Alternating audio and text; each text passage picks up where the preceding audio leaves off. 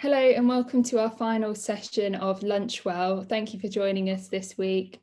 Today we're going to be conducting a panel discussion where we discuss, are we really too busy to look after our well-being? We've got three excellent guests with us here today. I'm going to let them introduce themselves. So we'll kick straight off. And Rosette, would you like to start by introducing yourself and what you do, please? Hi, yes, of course, Hannah. Thank you for having me here, first and foremost. So I am a Gestalt psychotherapist, and I am also undergoing training for accreditation with regards to EMDR training. It is used for trauma majorly, and as a consequence, we can then adapt it to other issues and concerns that one might have. Louise, over to you. Hi, yes, thank you very much for having me here today. I'm Louise. I'm the founder of The Homeworker, and that's a platform that helps people, supports people who work from home and helps people to achieve a happier, healthier and more productive work from home lifestyle. There's plenty of people working from home at the moment. Nice to have you along. And Carlo, over to you. So mainly I am a social worker by profession, currently working within the national focal point on drugs. So basically getting all the information drug related. But I'm also a creative. So basically anything that has to do with the arts and culture, I'm into it. And I do a lot of other things rather than just my main job. So well-being is very much important for me right now.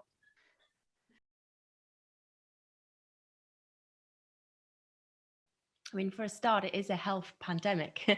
So that in itself means I think we have all been very much more focusing on our health, even if it's just from the point of view of how do I prevent myself from getting COVID or suffering from it, in a sort of a lesser way. And I think we've also seen how those who have suffered more from it have been those with the underlying health problems or those who have been in poorer health generally. But I think it's brought well-being generally to the fore in so many ways, especially from the mental health point of view as well. We've all been experiencing very new situation. We've all been in lockdown. We've all been living in our homes and not really being able to leave in the same way we could before, living with our families and in very sort of close confinement with people that we would usually have more space from. So I think that it's shown us the importance of our mental well-being and resilience to cope with a lot of different things that have arisen during the last year. And again, just with the things that we've been able to do, the one thing that we've been allowed to go out and do is get out and have an hour's exercise each day. And I think a lot of people sort of latched onto that and realized how good that was for their well-being. So I do think there's been a sort of a number of ways that that the pandemic itself has brought well-being to the fore. And obviously the home worker is all about working from home, says it in the title, but why is it that you do what you do? Did you find yourself needing to work from home, or how did it come about? I mean, I started the home worker a couple of years ago, so it was before we all started working from home. I have worked from home myself for over a decade now, and I think I started to, as a journalist, I was seeing and interviewing a lot of small business owners and entrepreneurs and realizing how many people were doing such a wide variety of interesting things sort of behind closed doors, but based at home. And that got me thinking about that side of things. And then having experienced it myself, understanding some of the challenges and the struggles that as well as the advantages of doing it, but some of the challenges that we can face while doing it. So I think really it was all about looking at how I could create something that helped people to navigate the whole work from home lifestyle, because it's so integrated with our personal life as well as our business and our work, that I wanted to basically take a very holistic view of working from home and look at how we can look at support ourselves on all levels, because I truly believe that actually when we look after our well-being, that gives us the foundation for so many other things, we work better, we communicate better, we can deal with our relationships better, and we generally. So that really came as a sort of the reason why I wanted to create this platform that gave people permission to look after themselves as well as their business. It's really interesting. Rosette, what about you? Obviously, wellbeing plays a massive part in your job anyway, but do you think that your job has changed over the last year because of the pandemic? Yes, it has definitely changed. I have started to work from home online for the first time. And it did make a difference for me. Suddenly I was doing everything in the same place. But of course, I saw a shift in the needs of those who sought psychotherapy. More people were experiencing anxiety and fear. More people were struggling to be with the same people at the same time. And of course, since people were working from home and the schools were closed and they had to take care of the homeschooling as well, there was a shift in the burden and in the reality of all the families around us. And suddenly, more people needed support and they needed to learn how to ground themselves and be with themselves and find time for themselves in what was limited space. And also there were new challenges because for those of us who have difficulty with privacy at home, and obviously COVID has increased difficulty with privacy now, it was even more difficult for them to reach out for help.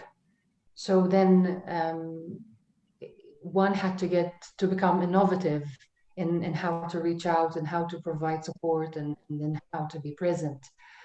But I really agree with what Louise said, where we suddenly became more aware of the need to take care of ourselves.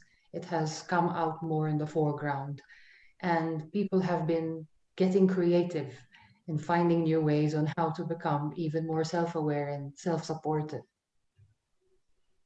It's really interesting.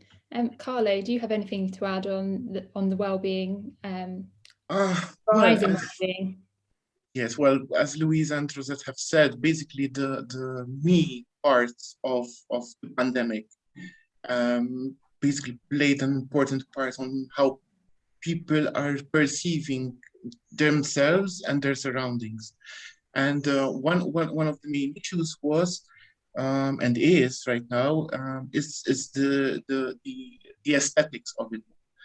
I'm right now I've been focusing for this last year on aesthetics, helping people out on how to improve their surroundings, especially their homes, because before the pandemic, everybody used to go out and there were no issues whatsoever. Everybody used their home to relax and to sleep, but then they started realizing they needed a color, even smell. So it got all about the senses, and anxiety wasn't really helping out. When people were realizing that they could cope somehow with the idea of having this pandemic and practically living with it, they started shifting in perspective. Like well, even I am doing it. So it's basically making the limited space and the limited privacy they have within their own space a better place to live in. Like working from home, it was something that was practically impossible 2 years ago for some people, especially office workers. So they had no space ready-made for them to spend so many hours within the confines of a home. And well, people started being creative, starting seeing what could be done, and I started helping out even through YouTube tutorials, for example, on how to improve their environment. And but my further studies within social policy were related to how aesthetics affects human behavior.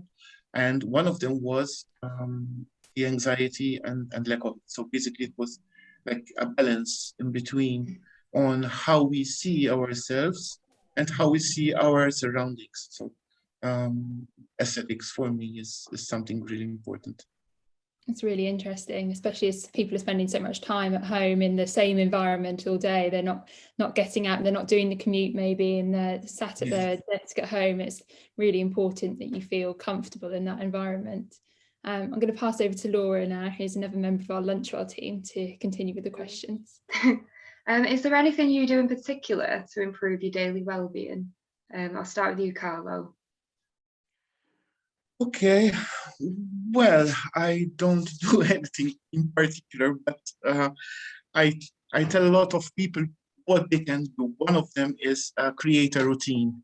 So routine really helps, especially when you have a fixed time to be in front of a monitor, just like now, having a lot of video conferences, and so there's this online fatigue as well.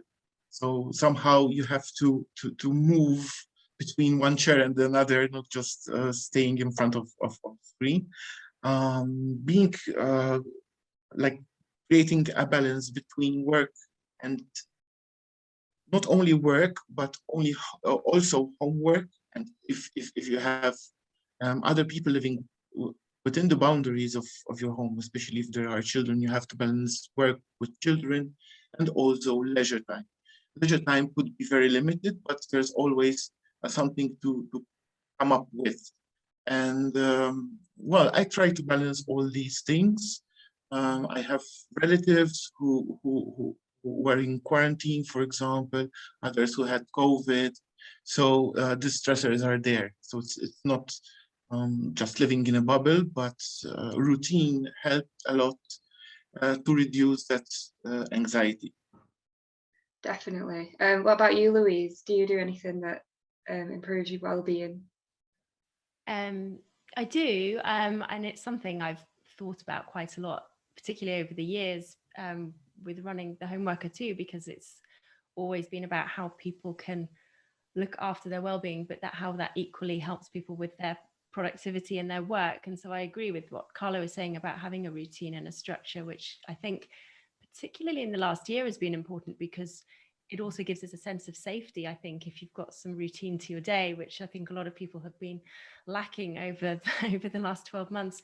But for me, I think there are lots of little things I do, but one thing which I find has really helped, I find the mental, the physical, the emotional, it's all very interconnected. And one thing that I've really found helpful for me has just been putting in some boundaries around my phone use and my screen use. And I try to wake up before my children. I have 2 young children, so that I have that time in the day that's just for me. And I make it a rule that I don't check my phone in that time. I do not. I think so many of us are tempted to wake up and the first thing we do is reach for the phone and check emails and that sort of thing, and social media. And I think instantly that's wiring us ready for distraction, ready for other people's problems entering our day first thing. So I'm quite disciplined around not doing that and making that time very much for me. Maybe doing something like some yoga or something more mindful that just really gets my day started off well, and starting my day on my terms actually as well, which I find quite important. So yeah, that's just a little thing that I do in my day that I have found really helpful. That's really good advice. Rosette, do you have anything that you do on a regular basis that helps? What has helped me are, well, yes, I agree with both my colleagues. Routine and boundaries and discipline are important. And I found that including a daily walk and daily time for spirituality, they have both helped to calm down the system. We're all the time very stimulated. So we need to shift onto other aspects to get other parts of our organism engaged to work. So each of us has to find what does that for them. And some people mention yoga and meditation and art and other things. And once we identify what these are, it's very important that we plan and make sure that we have time for them. Definitely. And do you think the current mental health changes are here to stay, or do you think it's something that might fade into the background again following the pandemic? My suspicion is that it's going to be a bit of a long-term situation.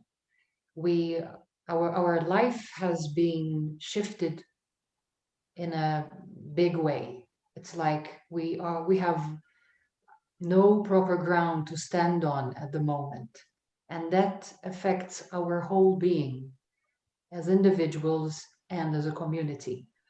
So we will be not going back to the old how life used to be, but we will be reconstructing something new, and we have the opportunity to reconstruct something beautiful. So it's really up to us now. Yeah, I agree. Carlo, what are your thoughts on that? Yes, well, Rosette is very positive in this regard, and I agree wholeheartedly with her. What my main concern is, well, it's here to stay first and foremost. My main concern is post-traumatic stress disorder, especially where frontliners and professionals are involved. I have contacts and friends and relatives who are frontliners, and I can see that their mental well-being, especially, is not being catered for within their profession. So they're like hours and hours, long days, confronting different situations all the time.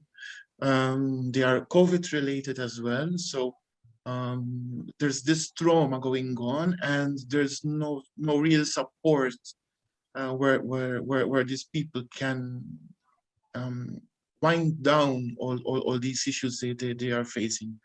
For me, it is a bit of a concern that long term, there will be these difficulties coming up, unfortunately, even within drug use.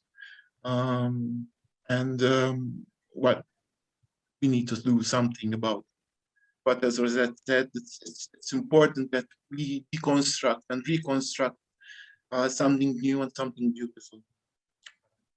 Obviously, not everybody can see that. So we need to help people as much as we can to realize that life is still beautiful, and life still can be lived to the fullest. Yeah. Do you agree, Louise? Yes, no, I do. I agree that and I'm hopeful that this is going to continue, and that this is now going to be a longer term conversation actually about what we do about our mental health. I think the pandemic has brought it to the fore. I know there's been a lot of talk about the next pandemic will be a mental health one, but I do think that that is what hopefully will make us refocus actually and reprioritize how we make sure we protect our mental health, but also, you know, help people who have been struggling. I mean, the pandemic there have been some good points to come out of it, but for a lot of people, there have been a huge number of challenges, and particularly mental health challenges, and we've had to deal with so much, you know, anxiety and uncertainty. So yeah, I think it's here to stay. I think it's just important that we move forward constructively, and that it doesn't stay a conversation, and that we actually do see some real action come out of it. Definitely. We've really seen that as well, because we asked some questions on our social channels over the last week about how people were feeling at the moment, and 82% of people that answered the question said that their mental health had been affected in the last year. So obviously, when everyone starts going back to the office, there are going to be like lingering problems. So I don't know if you've seen a change in the issues that are being brought to you. Like Louise, I know you have regular readers and people that contribute to the homework. Has there been a change in the types of things you're discussing? I think mental health has been one of the big ones, and certainly employee well-being, because it's not just for those who are self-employed, but also employees who are now having to work remotely.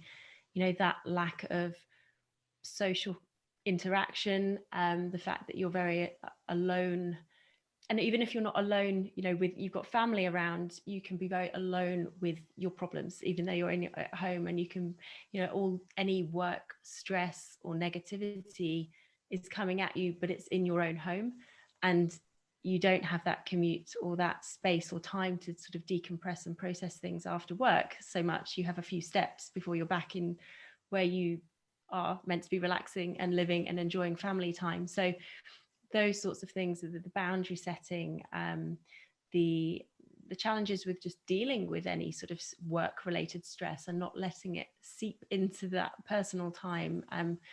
And again, yes, just looking after our mental health and making sure that is a priority, rather than just focusing purely on productivity and getting work done, but making sure we're looking after ourselves, our employees, our friends, our co-workers in the process.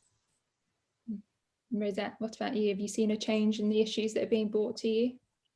As Louise said, a lot of mental health, a lot of anxiety, a lot of insecurity, people with relationship issues and communication issues, and new things that they discovered about their partners, and new challenges that they've come across in their lives and roles as parents.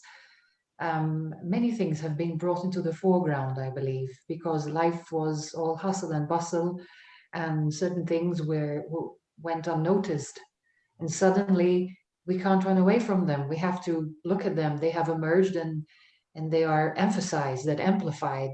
So suddenly we need to look at what we've been maybe not noticing for a long time, and understanding what it means, its implications on our lives, and what it requires of us. What is it that we need to do? Any skill that we need to develop, any strength that we need to find within us. So those are the challenges. And Carlo?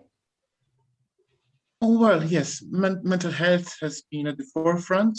A lot of challenges that way, but also general well-being. So like having a routine, like having an hour's walk, for example, helps not only physical health, but also the mental health.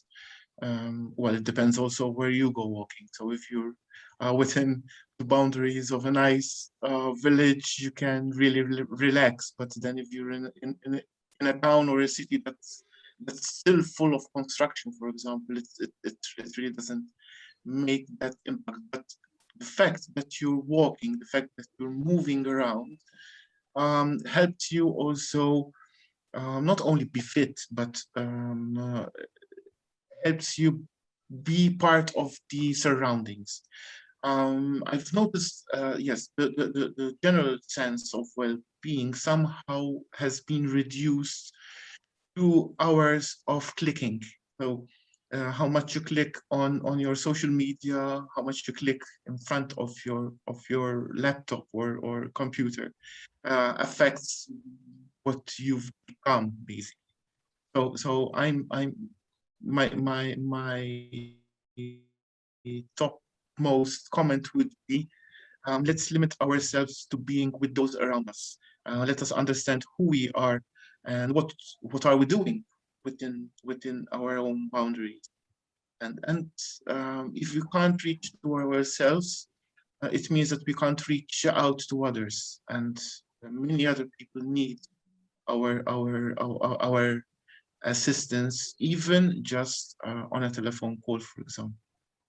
And that would make life completely different for others, and will help us understand that we are important, not only as a matter of living, but as a matter of being there for others.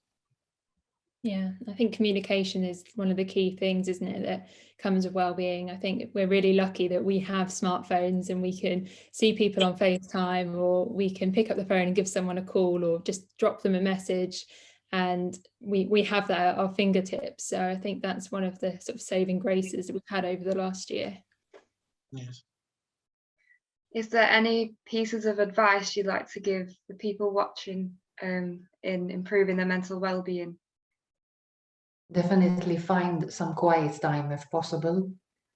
Identify what it is that makes you calm and happy, and maybe at peace, makes you feel at peace. and make time for it every day. Louise?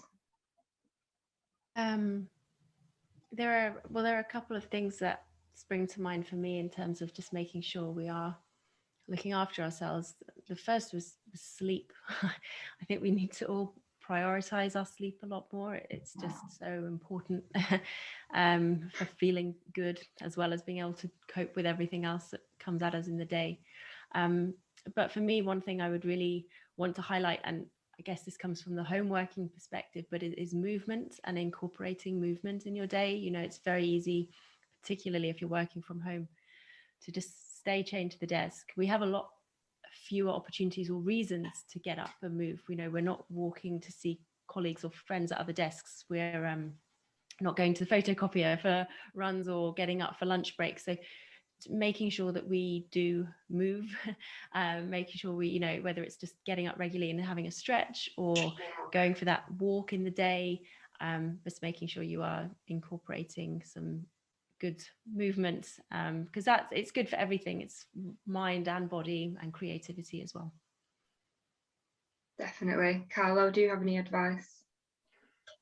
Yes, the first advice would be to include colors and plants in your surroundings. Find those colors that make you feel happy or make you feel relaxed. And when you look at those colors, you would instantly go to another world, another way of looking at things. Imagination is very, very important, as much as creativity. And also the sense of smell. It's important that we get acquainted with our own sense within the house. If it's food, for example, or if it's a flower, those are very important things to keep on getting and having. So senses are really important. And the last advice is to have a pet or 2 or 5. I've realized that pets are the best companions, perhaps even better than human beings, because they can sense your sense of anxiety, and they are there. And I think that I'm very humane about that. You know, so it's like having pets surrounding you makes you feel better, and also, especially if you are a person who lives alone, it helps you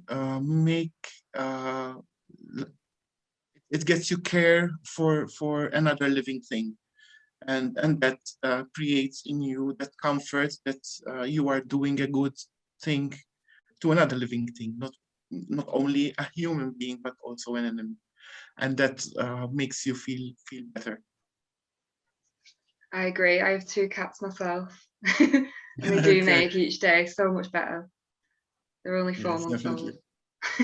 I think that's a key thing though, isn't it? Obviously, we put the well-being of like our pets and other people first. We don't necessarily think about the well-being of ourselves, and I think that's something that it's really important that we sort of keep that momentum going now that people are starting to think, oh yeah, I need a bit of me time. It's something that shouldn't just fade into the background once we all start getting back into the office, and hopefully when this pandemic's over, that it's something that we continue to think of as an important thing.